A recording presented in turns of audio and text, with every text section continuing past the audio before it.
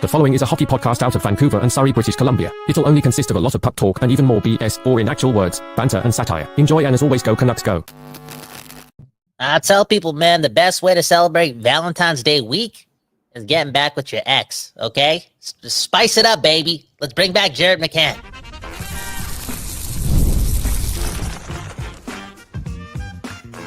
You're Locked On Canucks, your daily podcast on the Vancouver Canucks, part of the Locked On Podcast Network, your team every day. Hey, welcome to another episode of Locked On Canucks. Happy hump day, happy start of the Four Nations. I'm Trevor Beggs, co-host of Locked On Canucks, and also a Canucks writer currently with Daily Hive Vancouver. Before we get into the show, we got to thank you for tuning in to Locked On Canucks, because it is your Canucks every damn day, and we're not here without you and you and you and you and you tuning in. And I'm not here without my brother Kyle Ballin, man, doing 87% of work on this show. You know why? Because he's motivated by love, man. Love for his girl, love for Valentine's Day, love for Jared McCann. How should the Canucks really acquire this guy? What's going on here? Why not, man? Why not? Apparently, he's on the trade block, or whatever that means these days. And it would be pretty romantic if they brought him back. And it would be good, man, if we could resurrect our imagination regarding the player. Because, again, we had him, and he was super young and still somewhat exciting. Yet Jim Benning traded him for Eric Goodbatson. Okay? Goodbatson? One or the other. All in all, if he's on the block and he plays center and he's only making $5 million, and Ron Francis is the GM of the Seattle Kraken, man, oh man, Alvin and Rutherford, they got to figure out a way to rip Seattle off, okay? And find a way to get this done. Or if not, rip them off, make a quote-unquote tough trade that makes this team better for the foreseeable future, okay? Because, yeah, you want to plan for the future, but you also want to win with Quinn Hughes. And Jared McCann, 28 years old, getting paid $5 million, former 40-goal scorer, still a 40-point guy right now in 50-plus games, plays on a boring team. I don't know. There could be, again, a situation where you get back with your ex in this little predicament right here.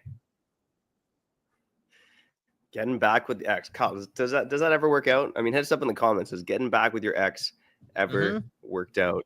Yeah, I'm not going to lie. I did it once, and it worked for a time, right? It worked for a little bit of time, and then it did not work. So, but you're talking about the Vancouver Canucks right now, potentially needing a bit of a boost offensively. And, Jared McCann, of course, now has a 40-goal season under his belt.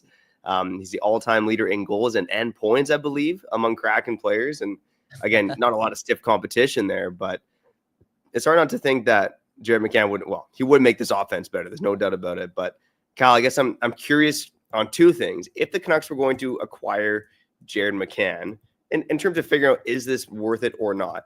Do you think Jared McCann, if he comes to Vancouver, does he play center or does he play wing? And what would the acquisition cost be for Jared McCann? Is that something you're comfortable with? Yeah.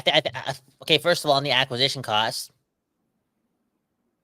I'm wondering if it could be Ratu and a first. Ratu and maybe a couple seconds. I don't know. Rip him off. But I feel like that would be the base. And if you're missing the assets, I feel as if a perfect replacement for Brock Besser would be Jared McCann. So if you can't sign Brock Besser to 8 years at $64 million, or you don't want to do that, you get a first for him and a prospect. You maybe switch that over for Jared McCann, who's making $5 million over the next 2 years. I see something like that being actually a possibility. Now, to answer your question about him playing center or the wing, a bit of both. Whatever they want to do. It's a long season, right? You know the deal. Rick Tocchet likes to mix it up. But there is very well a chance where you see this guy play the wing. Or you very, very well see Philip Hedl play the wing. Like, couldn't you see this team get Jared McCann and potentially put Philip Hedl with Elias Pettersson? Ooh, spicy take, man. I mean, I think it's possible. I mean, and looking at McCann during his 4 seasons now in Seattle, he's kind of flip-flop between being a winger and a center.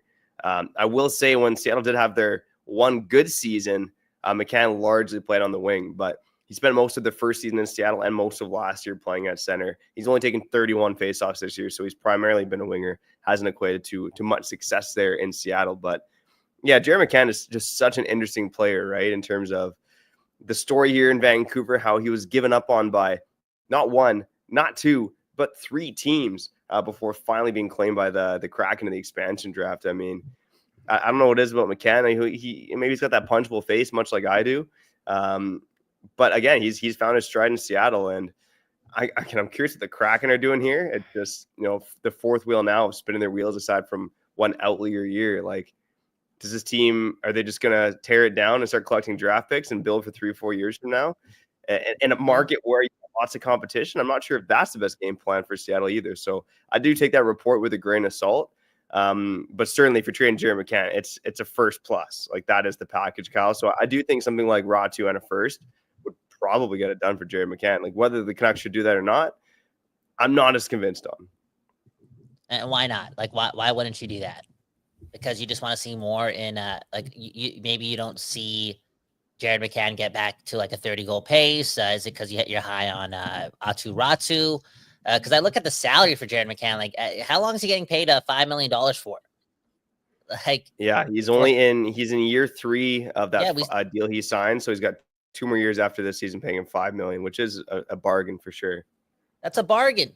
Okay, a bargoon. And you look at like the $4+ million that's going to be going out to Oliver Ekman-Larsson next year, and again, potentially not being able to give Brock like 8 or 8.5 to keep that offense. Like, I would be okay, more than okay, paying $5 million for a couple more years of Jared McCann. And you know what? If he pans out, even more, right? And I like Ratu. I like the strides. I'm not like over glancing on his production in recent history and how he's been able to get better and better each season. Like, you got to look at those little things. Like, that matters. He's going to be an NHL player, but I look at the Quinn Hughes thing and the need for like more top end talent, and maybe that's too much of a confidence boost or a credit boost to Jared McCann using the word top end, but just like ready now, top 6 players need to be in the lineup. And I don't know, something tells me that they could be cooking here. And again, maybe we're saying too much. Again, Ron Francis is the GM of Seattle. Maybe we can rip him off. Okay. All in all, though, why wouldn't you trade Ratu in a first for Jared McCann? Yeah, I don't know. You can call me crazy, but I'm just a little hesitant about the Canucks giving up their first rounder this year. Okay. I mean, like, right now they're projected to be middle of the pack in the Western Conference. Again, unless Elias Pettersson, completely revamps his game at the Four Nations and starts looking like a superstar again, it's like, what is the ceiling of this team? It's like maybe like with Pettersson not going 100%, maybe if you want to squint your eyes and just chug back the blue and green tequila here on Locked On Canucks, maybe you see this team being like the New York Islanders of a few seasons ago, where they get to the conference finals based on defense, goaltending, and opportunistic offense. That is like the absolute most optimistic scenario in my eyes for the Vancouver Canucks. If that doesn't happen, though, you're trading away a first-round pick for a guy in Jared McCann who, again, he's going to stick around and he's good value and all that stuff. But I also like Ratu as well, as a guy who is younger. You're right. Can be like a good maybe a second line center, but certainly I think it could be a third line center in the NHL. So, but that being said, I think it's a good argument either way. So hit us up in the comments and let us know. Should the Canucks trade for Jared McCann? And if you believe that they should, does a first and Ratu make sense? Because again, he's not a UFA either. You got him signed for a couple more seasons. So it's not like you're just buying McCann for a first for just a couple months here. Okay, but you know what? The more and more we talk about this, it's like, do I really want to get rid of Ratu? And bro, last time I checked, look at what Carolina gave up for Jake Gensel. And I know Jake Gensel was a UFA, so we're talking about different scenarios, but they didn't give up their top prospect. Like, is there any world where, again, you can rip off Ron Francis and just give Seattle some other prospects and some other picks? Like, that might be that possibility. Because again, Jake Gensel didn't go for any of Carolina's top prospects or even a first round pick.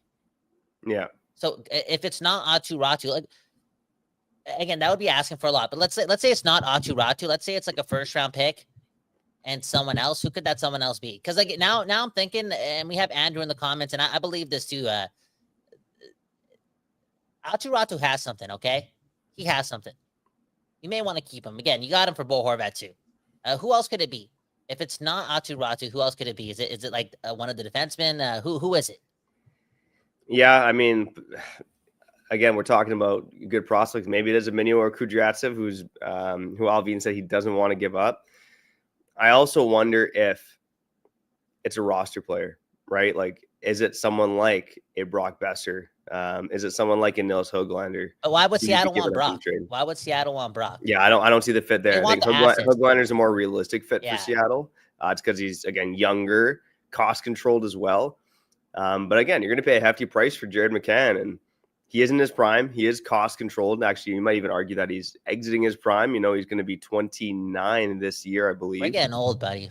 I know, man. I know we are. I know I saw something about Chris Jones of the Kansas City Chiefs being 31. I was like, damn, I thought this guy was been around forever. But anyways, yeah, I just wonder if it makes sense for the Canucks to buy Jared McCann. I would probably argue at the price that he's going to command, it probably doesn't make sense for the Vancouver Canucks. But again, I think it's a good debate here. Yeah, it's a good debate. It's something. McCann's an interesting name, a fascinating name, and again, capitalizing off just bad managing in Seattle would be something I would want to do before they get a new regime in there, because they're so close to getting a new regime in Seattle. And again, the curiosity of having Jared McCann back. I like the snarl he plays with. I like the FU. You brought it up. Like, you don't know what it is about Jared McCann. Like, why did it take that many teams for him to like leave, for him to reach his potential? And yeah, there's a bit of anger in his game and a bit of anger in his past, and it's led him to become a better player. But you know, we saw it when he was 19 years old. The guy has that fire in him just based on his instincts, you know, and it would be somewhat romantic, again, to get back with your ex. Okay. I would never do it. Trevor, I would never get back with my ex. Actually, one time I was dating a girl, and she broke up with me, you know. She took me on a cruise. She broke up with me, and then she had to drive me back, and we got stuck behind a train. So it was kind of awkward. And you didn't hop out, eh? And then when she dropped me home, we didn't talk the whole time. When she dropped me home, she took it back, and she said she loved me. And then I kissed her on the forehead and said, "Don't lose sleep over me." And I left, and I never went back. Proud of you, buddy. I'm proud of you. I'm proud of you. Okay. Take care of yourself first, okay? This is the kind of, like, Locked On Canucks now. We are apparently a life coaching podcast. Actually, don't take life advice from me and Kyle. We've made a fair share of mistakes in our time, including cheering for the Vancouver Canucks. But I do believe one day it's going to pay off. One reason why I think it's going to pay off is because Vancouver loves Sweden, baby. And again, if you've been listening if this isn't your first time listening, if you tuned in over the last couple of days, you know that Kyle and I are Team Sweden. So on the other side, let's talk a bit more about Elias Pettersson tonight, what we expect from him against Team Canada, and why Vancouver should be cheering for Sweden and not Team Canada. We'll get some of your comments as well. You're listening to Locked On Canucks, your Canucks every damn day. We'll be back after shouting out our friends over at Factor Meals. Kyle, how's the healthy eating going this year? I know you're not working out the same now that you had to go to the hospital with Canucks succolitis there, but I know, are you eating healthy, man? You feeling good so far in 2025 from a pretty good perspective? Pretty good. Okay. I got it, because like, since I'm not working out, I'm not trying to gain weight. Okay. I'm 31 years old. I know how the metabolism works. Okay. See, you're healthier than me, man. I'll show the listeners right now, dude. I'm eating gingerbread right now. That's nice though. Gingerbread. Is that from Christmas? Yeah, we froze it because we went away. So I've been pulling out the freezer and eating it. But that's my lunch right now. I'm eating gingerbread for lunch, man, covered in candy. So I know that I need to optimize my nutrition. Well, Factor, they make eating well easy with chef-prepared, dietitian-approved meals that are fresh, never frozen, and are ready to heat and eat in just 2 minutes. With over 40 options across 8 dietary preferences every week, you can customize your meals to fit your lifestyle, whether it's calorie smart, protein plus, or keto. Plus, Factor even offers wholesome smoothies, breakfast, grab-and-go snacks to keep you fueled all day long. I love it, man. Factor, they take the stress out of meal planning, okay? No more gingerbread for me starting tomorrow. I recently tried the Protein Plus meals, okay, because I've been working out more. I'm trying to get more protein in my system this year, and they were packed with flavor that kept me full throughout the day. The convenience is unbeatable. No prep, no mess, just great food in minutes. Eat smart with Factor. Get started at factormeals.com/LockedOnNHL50 and use code LockedOnNHL50 off to get 50% off your first box plus free shipping. That's code LockedOnNHLE50 off at factormeals.com/LockedOnNHL50 off to get 50% off plus free shipping on your first box.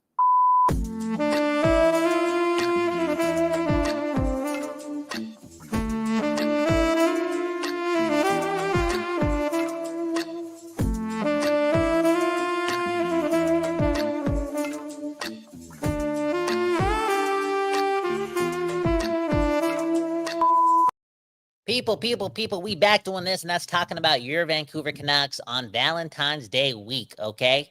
Because over here, we respect our women. Okay, they get the whole week, not just the day, not just that last minute, goofy ass, here's some flowers, baby. No, it's the whole week you getting this attention, baby. Speaking of which, Begsy, what are you doing for my sister, man? For Valentine's Day, man. What you gonna do, for your man? sister? You know what I'm saying? Like that's how I treat your wife, man. She's family to me, man. You know what I'm saying? Yeah. So what are you gonna do? Well, it's funny. I need to message your sister. She's got some intel that I'm looking for. Again, I'll tell you the story. My wife and her friend got kicked out of this bar. They actually didn't even get let into this bar when we were in Calgary, and we still don't know why. And your sister's like, "Oh, I know all the owners. I'll get you the intel," and she hasn't gotten back to me yet. So I need to message her for that. But yeah, man, just out of appreciation and respect, maybe I'll send her, a little Canucks hat or something, you know. Well, I was thinking about like what I was referring to your actual wife as my sister. It was one of those jokes, you know, like you know how we're brothers, you know. So like you know what? I'll give you 10 minutes, and then you're gonna let me know what you're gonna get your wife for Valentine's Day because I'm testing you, man. I'm testing you. You're 31 years old. You gotta step it up, okay? You gotta protect your family, okay? You gotta protect your house. Hey, speaking of which, your house, Sweden, right? A little bit of a Harry Potter reference right there. Canada, Sweden, 5:00. Elias Pettersson. Looking fast, okay. I saw the little mixtape the Vancouver Canucks put out. I haven't seen Elias Pettersson skate like that in quite some time, and he's just ripping the puck, doing his thing. You also have a couple Team Sweden players talking about Pettersson and this and that, and Elias Lindholm saying, "Yo, he's gonna come back better than ever." I'm paraphrasing, but that's what he's saying. Like Pettersson is gonna be better after this tournament, and that's even making me more of a Team Sweden fan. Yeah, I don't see a reason why all Canucks fans shouldn't just be on, Team Sweden right now. And look, there's a lot of PD haters out there. I'll call my one coworker because he doesn't listen to this pod, but he's like, I hope that JT Miller beats up Elias Pettersson. Whoa! Let's play Sweden. I'm just like, what kind of Canuck fan are you, man? Unbelievable stuff. No, you gotta be Team Sweden. You gotta be Team PD. I mean, if you're a Canucks fan, who cares who wins this tournament? What you want to see is Elias Pettersson get his mojo back. And again, I'm so curious to see how he stacks up against the best competition here. Skating on a line with Adrian Kempe and Philippe Forsberg, not playing on their first power play unit, which may be a bit surprising, but overall not that surprising just based on what he's done on the power play this season, based on the slump that he's been in. I mean, my big fear with PD in this tournament is he's looked slow most of the season. How much slower is he going to look against someone like Team Canada who's got the burners that they do? But, overall, man, I don't care. I'm Team Sweden, then I'm Team Canada. Okay, let's go. And we're gonna see right away. Touching on that whole how slow is he gonna look against Makar, McKinnon, McDavid, etc. Blah blah blah. On that note, like Trevor, how excited are you to see Selke Petey? Like he's gonna be in that matchup role regardless. Like it's one of the best on best. You're pretty much always in a matchup situation. I think Pettersson is going to live up to it. Okay. And again, 99% of the time through his career, I've been a Pettersson lover. 1% of the time, I've been a Pettersson. I'm not even going to say the word. Okay. But all it took was the greatest pass in Canucks history again for me to get back on the bandwagon. More on the bandwagon on this episode too in a couple of minutes. But I just feel as if he's going to do well. And there's a small chance that Sweden pulls off an upset today, and it's because Pettersson locks down, whatever line he's against, and that's something that I want to see. The whole Datsuk thing, man. let's see it. And maybe he, because he's playing good defense and playing strong defense and feeling that swag, he's skating faster with the puck. Translates to what we said this yesterday, right? Defense wins championships. Offense wins games. Maybe the defense will feed his offense in this tournament. Yeah, I mean, you got to hope that that's the case, right? And it's again, you've heard kind of some of Sweden's players talk about how nice it is to be around each other, talk their own native language after for some of these guys being in the NHL for quite some time. And Petey's getting gassed up by his teammates over there on Team Sweden. I mean, Adrian Kempe has said in multiple interviews that Elias Pettersson is an elite player. Philippe Forsberg talked about how Pettersson's got speed, skill, he can shoot, he can pass, everything, and talked about how Petey's going to be a good complement for both him and Adrian Kempe. Forsberg went on to say he's a solid centerman with high-end skill. He can make some plays. He can score goals too. I mean, man, oh man, it's like, maybe Pettersson's around the right guys right now. Someone different gasking. Sometimes you're around your significant other and you're like, hey, baby, you look beautiful today. And they're like, yeah, whatever. Maybe Pettersson's like that, being gassed by his Canucks teammates. Now you get some different guys gassing you up, and man, oh man, I hear what you're saying. Yep. I know what you're saying. Yep, I get what you're saying, man. We're not going to go there though. Trevor, we will go here. Maybe people will think this is like negative, but look at this comment from Syndicat saying, "What if Pettersson looks like poop? What if he looks bad?" I'm sorry, but that's talent. That is talent. I don't think it's going to happen. I think he's going to build off what just happened against Toronto. He's with the Swedish fans. Like the good energy is there, and we're going to see the best version of him. But if we don't see him individually play good games, game in and game out in this tournament, like there's a good chance that Pettersson comes back to Vancouver looking like the Pettersson before the Toronto game. Yeah, and again, you do want him to build off it at some point, right? Like he is a superstar. He's getting paid like one, and again, I think we saw some good performances after Miller got traded, and then he went a little quiet. Even sometimes from period to period, he's been inconsistent, right? Mm-hmm. So I think that's the main thing for Pettersson is, I mean, it feels like more of a hope and a prayer at this point, but you just want the speed to return this season because I think he can make plays in space, but he just doesn't have the separation right now, and it's going to be really hard to get the separation, especially against a team like Team Canada and against US as well, for that matter. So it will be, but not if he returns to form. Because again, it'll still be hard, but not as hard as it would be if, again, like he's back to being an alien. I mean, again, 20 months ago, 18 months ago, 16 months ago, we're like, yo, write this guy a blank check. He's one of the best players in the league. He's right under like the tier of McDavid and Draisaitl and McCarr. Like he's right there. He's getting there, right? And if he just returns to being that magic man, the alien, the outlier. There's a chance that this works out. He doesn't look slow. He looks like he can keep up with that pace amongst the best players in hockey because it wasn't that long ago, Trevor, where he was that guy. Yeah. Again, it wasn't that long ago where we're having literally not that long ago. I'm not talking about 5 years ago. I'm talking about 19 months ago, 18 months ago, whatever September of 2023 would be. Dude, we're having debates. Who do you build the team around? Quinn Hughes or Elias Pettersson?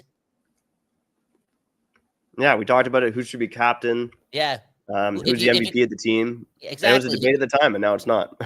Exactly. But again, maybe all you need is a smile and some good voodoo and some good energy in your countrymen beside you and the co-signing of your coach and just being away from Vancouver to and not having JT Miller around anymore. Like you never know. That's what we're hoping for.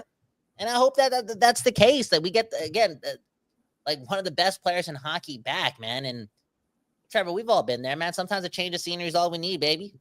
Straight up, man. Exactly, man. There you go. And for Canucks fans too, like it should be ingrained in our DNA to cheer for Sweden, man. Because even looking at like the all-time Swedes list in terms of top Swedish scores in NHL history, I believe, Kyle, we're just gonna run this right now, man. Let's go. Trevor's trivia starts now. So it looks like, Kyle, based on what I'm seeing, among the top 25 Swedish scorers in NHL history, 8 of them have played for the Vancouver Canucks. Can you name all 8? Okay, ask that question again. Let me just say it again. Yeah. So among the top Swedish scorers in NHL history in terms of points, 8 of them have played for the Vancouver Canucks. Can you name all 8? Yeah, Henrik Daniel, Marcus Naslund, Matt Sundin, Thomas Gradin. Yep. 3 to go. Elias Pettersson. Nope. Dun, dun, dun. Louis Eriksson. Louis Eriksson is one. He got 2 more to go. Come on, why am I freezing here? One old, one new. One old, one new. One old, so like the 80s or the 90s? Like what are we talking Yeah, about? one from the 80s and one from very recently. Very recently. 5, 4, 3. Go ahead, take 2, it. 1. Well, 6 out of 8, not bad. You missed Patrick Sundstrom, and you missed Elias Lindholm, who's actually 25th overall. So again, we talk about like the best Swedes in NHL history. A third of them have played for the Vancouver Canucks, and you can comb through the top 50 and add Ulrik Ekman-Larsson, add Elias Pettersson, add Alex Edler to the list. I mean, man, oh man, we're talking about like 1/5 of the best Swedes in NHL history have played for your Vancouver Canucks. We are the House of Sweden. We are the Swedish House Mafia here in Vancouver. And yeah, it's all the more reason to cheer for Team Sweden. Get PD going. We got the blue and green, the blue and yellow in our blood, I should say. Go Sweden, go. Get it done against Canada. Let's go. Yeah, dude, I'm learning the Swedish national anthem before the game starts tonight. You know what I'm saying? That's what it is, man. And I know it hasn't led us to win any Stanley Cups, and we've only been past the second round 3 times in franchise history. Like the Swedish philosophy hasn't been working, but it's quite obvious that this organization and Francesco Aquilini are trying to find the next Nicholas Lidstrom, the ultimate outlier when it comes to Swedish excellence in the NHL. Okay, let's get back to talking about a little bit of Valentine's Day. Maybe talk about the worst signing ever. Trevor's going to tell me again what he's getting his lovely wife for Valentine's Day. It better be good. No basic stuff, Trevor. We ain't on that tip, okay? If Luka Doncic can get traded and robots are coming, you can get replaced, Trevor. So step your ish up, okay? There we go, man. I'll let you know in a couple of minutes. It's pretty damn good what I'm getting her. You're listening to Locked On Canucks, your Canucks every damn day. We'll be back after shouting out a new sponsor, baby. And oh man, this is a good one. It's wonderful. Pistachios. Oh man, let's get cracking on this ad read, okay? Looking for a snack that's both delicious and nutritious? Crack into a good source of protein with Wonderful Pistachios. Wonderful Pistachios is one of the highest protein nuts. Each 1 ounce serving has 6 grams of protein, baby. Oh my God, giving you over 10% of your daily value. Plus, they're packed with fiber and better for you unsaturated fats to help you feeling fuller longer. Personally, I love the no shells variety. It's the perfect grab and go snack for busy days, whether I'm snacking at my desk, on a road trip, or just about to get it on like Donkey Kong. They're always my go-to. And if you love cracking open a shell for that satisfying crunch, then the in-shell options are a classic favorite. Get snacking and get cracking with the snacks that pack a protein punch. Visit wonderfulpistachios.com to learn more. Wow, dude. Can't wait to eat these nuts, man. You are what you eat, right?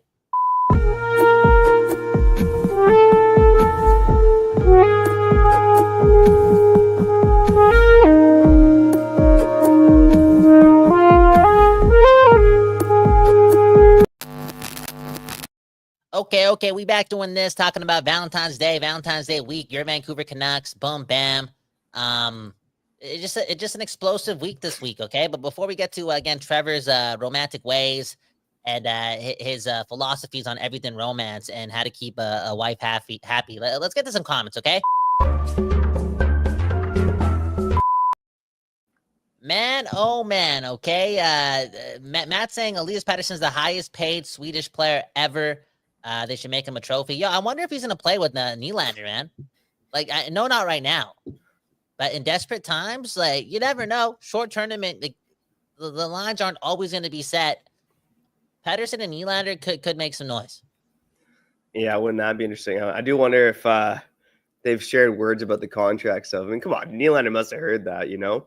I don't think Nylander is probably going to be a guy that cares, though. I mean, he's already making 11.5. He's a pretty rich man himself. But, yeah, curious to see if that ends up being a combo for Sweden. And I could certainly see it being an option if they, like, let's say, have the goalie pulled and need a goal against Canada tonight. Yep, 100%. Next comment. This one goes to, where is it? I had it from Andrew. Yes, one love to Andrew, one of the nicest guys on the program. He's saying, watch Pettersson lay out Miller, okay? When does Sweden and America play? It is Sunday at 5 p.m.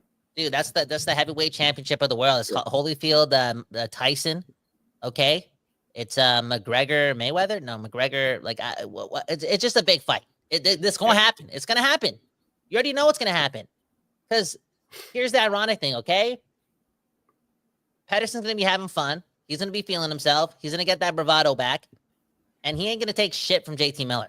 So I could see them take a face-off against each other. I mean, I guess Miller's playing on the wing this tournament, but you never know. Maybe to get matched up to do a face-off, and there could be some bad blood. And there's a chance that, again, Pettersson, one of the kings of the reverse hit in hockey, lays out JT Miller, and that would be that'd be something. I feel as if a lot of the JT Miller stands, and I was one of them, but I'm slowly jumping off that wagon. I feel like a reverse hit from Pettersson would have everyone go to Team PD. That's all it takes. You know, winning fixes everything, and just standing up for yourself fixes everything too. So I'm excited to see that. Yeah, I mean, hopefully that is the case, right? I'm Team PD, I'm Team Sweden, and especially against the USA, that'll certainly be the case. Woo! I like it. Okay, Trevor, let us know, man. Valentine's Day week, just the plans again. If Luka Doncic can get traded, you can get replaced. That's what that trade is teaching the world. Okay, and humanoid robots are working in China, taking over the jobs of a man in the household. Okay, do your research. It's happening. All men out there, step up for your woman. So, Trevor, what are you getting my sister, okay? Okay, man, I thought about it long and hard, and again, I can't think of a better gift than this. But I've decided that you're so good with your voice, man, that I want to get my wife a dramatic reading done by you. Okay. And maybe if I'm allowed for that bonus package, I'll send over one of our oh yeah, you know what? So I want you narrating my sex tape, man. Thank you. Whoa. Okay, well, Trevor, that's not okay. We're not going there, okay? We're not going there, okay? You know what I'm gonna do? I'm gonna think about it and tell you tomorrow, okay? Because I'm gonna start the thought process now. I'm not gonna start it on Friday morning. It's the thought that counts, okay? Anyways, Valentine's Day, boom, bam. Take care of your significant other. And again, like Trevor, I've been saying this, okay? Don't wait for your second honeymoon to bring back the honeymoon phase. Okay, everyone knows the honeymoon phase. When you start dating, it's the most magical feeling in the world. You feel like you're Ryan Gosling and what's the Rachel McAdams? Okay, everything's Notebook. Boom, bam. It's a beautiful feeling. Like you don't have to wait to get married and have a honeymoon to feel all those experiences again. Do that ish every day. Okay. Boom. There we go, man. You know what it's all about, man. And hey, man, that was another episode of Locked On Canucks in the books. You know what you can get your significant other for Valentine's Day? A free subscription to Locked On Canucks, baby. Subscribe on YouTube. Follow us on the podcast side if you like what we're doing. And spread the word. Kyle, anything to say to the people before we get out of here? Hit the like button. Go Canucks, go. Go Pettersson, go. Oh, yeah, people are calling me a bandwagoner yesterday. Kyle's the biggest bandwagoner. Boom, bam. I mean, Trevor, you could back me up here or speak from the heart. I don't know what you're going to do here, but I don't think I'm a bandwagoner. I think I'm just emotional. That's 100% it, man. I don't see it. Like people think you're a bandwagoner because like sometimes we're negative about the Canucks and sometimes we're positive about the Canucks. But like, come on, we're not just going to be one or the other. Like the Canucks aren't always good and they're not always bad. There's good and bad with everything in life. So, I mean, look, I think we've had our moments with Pettersson when he's been really bad, but we're also trying to pump this guy up because we want to see him perform and be good. And he's done some good things too. So, yeah, I mean, there's ebbs and flows when you cheer for a sports team in general. So, Kyle, I know you, man. I know you inside and out. You're definitely not a bandwagon jumper, buddy. Of course not. And bro, like we had one good season last year. Like I'm not convinced. You know what I'm saying? Like the proof has to be in the pudding, and then I got to eat the pudding. But if we're still mediocre and like things are not happening and there's a lack of effort, what do you think I'm gonna do? Just like, you know what I'm saying? Like be patient. Like we were patient. It's game 50. It's game 49, and we started playing better again. It's a long time. It is what it is. But if you want to think I'm a bandwagon, it's all good. It's all love. It's all love. Who cares? Go Canucks, go. What's the saying that we started with? And it's always the saying: love us or not, hate us or not, who cares? It's go Canucks, go. And let me know in the comments below. Does this not look like Trevor Beggs in 20 years? Trevor, move over to the left a bit, Trevor, or the right. Like what? No, to the left. Like move over more, like so we can see you. Okay, there you go. Does this not look like Trevor Beggs in 15 years? Brock Nelson. No? Come on. Anyways, Locked On Canucks. Okay.